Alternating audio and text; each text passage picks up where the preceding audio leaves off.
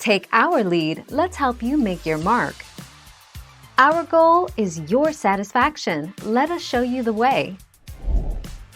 Cornstarch is a good way to thicken the frosting without increasing its sweetness.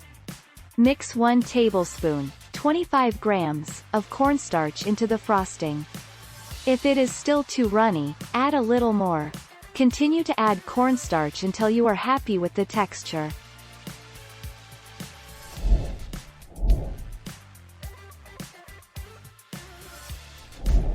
Let's help you make your mark. The best trick to thicken icing is to add powdered sugar. This is a dry ingredient that adds volume to icing.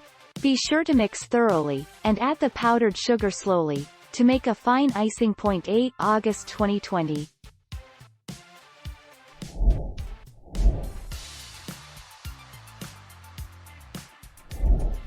Take our lead.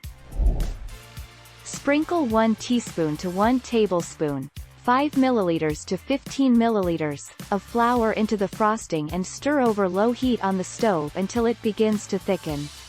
Remove it from the stovetop and keep stirring until the frosting cools down. Do not use flour in cold frosting recipes, however.